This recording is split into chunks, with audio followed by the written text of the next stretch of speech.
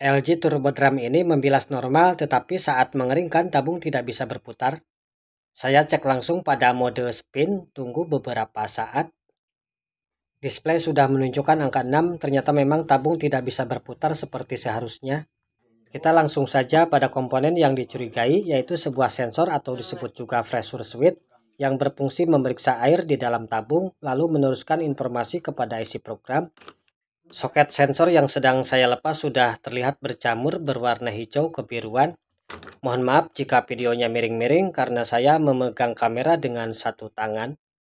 Sekarang saya siapkan apometer untuk saya periksa WLC-nya atau sensor atau disebut juga pressure switch. Walau sudah tentu yang rusak adalah komponen ini, maka sesuai prosedur Dewi Teknik tetap harus diperiksa dan dipastikan bahwa komponen ini benar-benar sudah rusak. Juga disaksikan bersama supaya tidak ada dusta di antara kita, ya Kang ya. Bersyukur saya ditemani dan dibantu oleh pemiliknya langsung, dan beliau sedang berdiri di samping saya memegang kamera.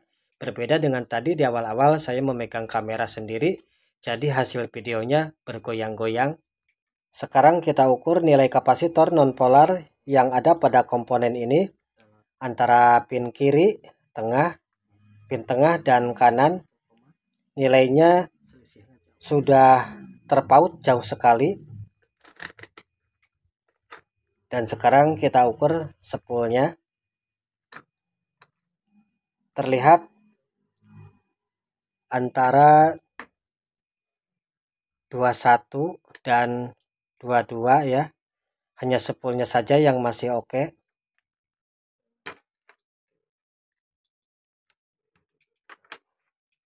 Akan kita lepas saja komponen ini karena sudah tidak bisa dipergunakan lagi. Kebetulan sudah saya siapkan tadi penggantinya, masih tersisa satu buah lagi. Komponen sensor ini bekerja berdasarkan tekanan air, lalu mengirim sinyal-sinyal tertentu kepada IC program. Lalu program menerima, menganalisa, dan memberi perintah pada bagian tertentu pada mesin cuci ini, sehingga mesin cuci dapat berjalan atau tidak ditentukan oleh program. Kabel sensor juga tidak luput akan kita periksa. Tetapi sudah pasti salah satu dari kabel ini akan kita ganti karena sudah terlihat menghitam.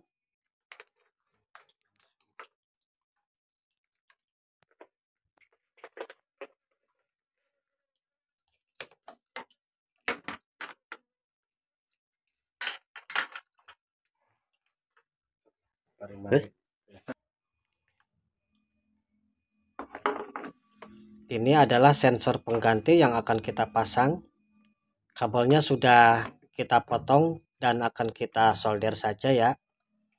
Karena jika kita masih menggunakan soketnya tentu saja tidak akan bertahan lama karena sudah berkarat dan berjamur.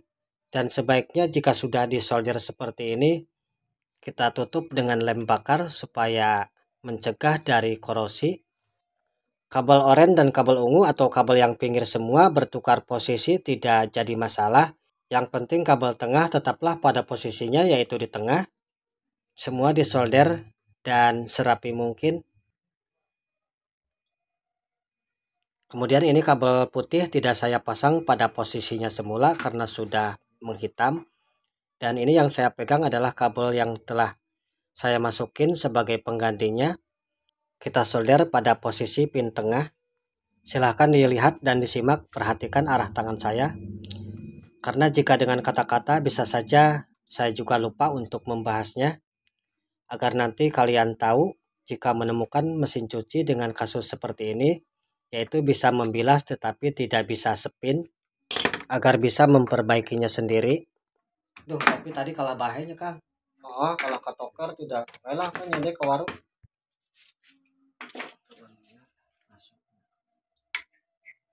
Sekarang kita tinggal merapihkan bagian panelnya. Ini adalah kabel tengah dari sensor yang kita potong tadi. Kita rapihkan sambungannya dengan api seperti ini agar merakat kuat.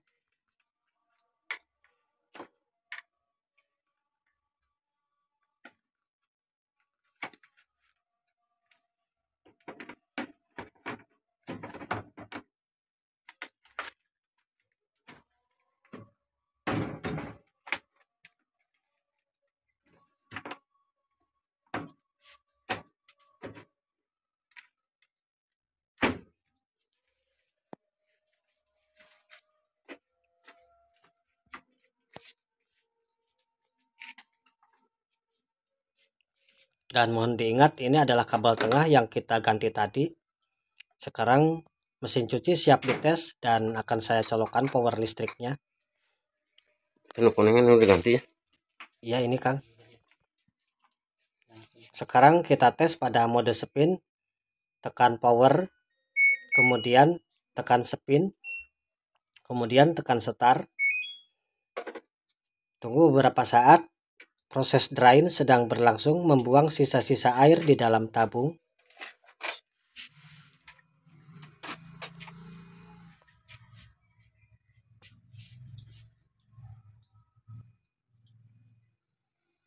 Dan terlihat, juga terdengar, tabung mulai berputar perlahan. Terlihat display pada posisi angka 6.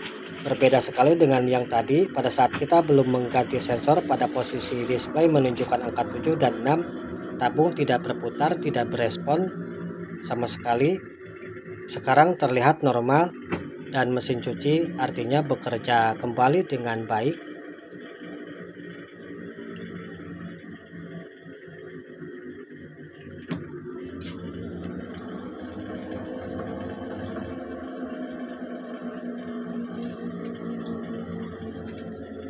Dan ini adalah komponen yang saya ganti, dan ini yang sudah rusak.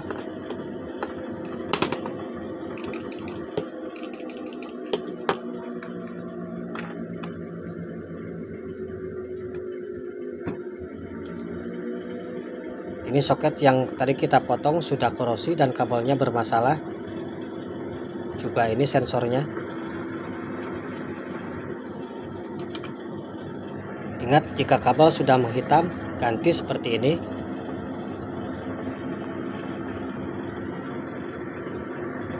Agar tidak nunggu terlalu lama, prosesnya akan kita potong saja.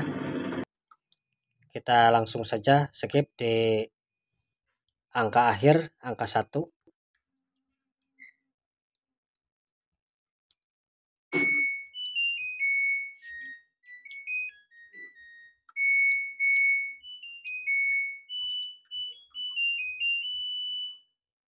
Semoga ini dapat dijadikan referensi, karena kerusakan sama belum tentu sama juga cara mengatasinya. Begitu pula kerusakan yang berbeda bisa saja cara menanganinya adalah sama perihal komponen yang kita ganti. Saatnya kita tes mesin cuci ini dari awal, yaitu dari mode pencucian. Karena tadi kita langsung fokus pada mode spin saja untuk memperbaiki mesin cuci ini. Ini adalah proses dari awal.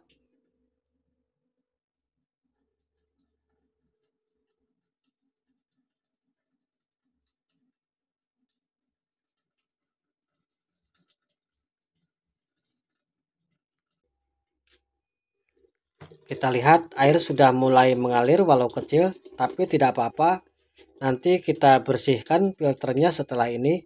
Yang penting kerusakan atau tujuan utama dari mesin cuci ini sudah teratasi dengan baik dan normal kembali.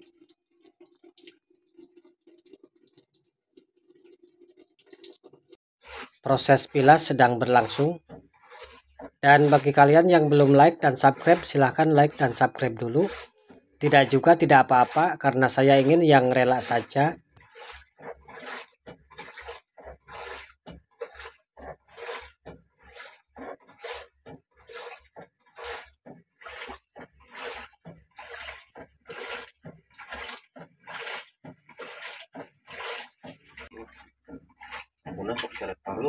Nah, nanti.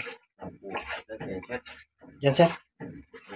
Oh, karatannya.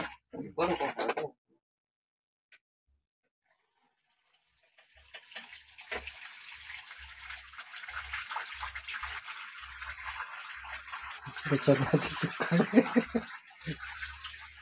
Ada masalah. Saat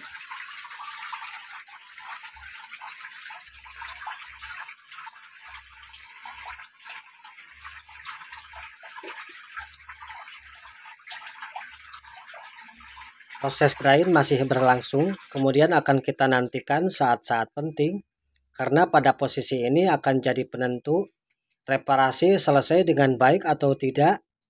yaitu jika tadi sebelum kita ganti WLC tabung tidak bisa berputar sama sekali setelah proses drain. Nah, jika sekarang sudah terlihat hasilnya tabung bisa berputar.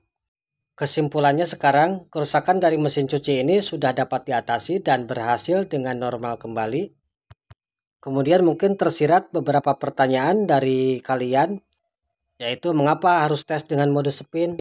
Jawabannya adalah karena mode spin adalah cara terbaik menganalisa kerusakan dari mesin cuci ini, karena posisi spin adalah saat sensor bekerja ekstra dan memberikan informasi pada program, lalu program menganalisa sinyal yang masuk, kemudian memberi keputusan bahwa tabung boleh berputar atau tidak. Demikian cara saya berbagi, semoga dapat bermanfaat. Terima kasih.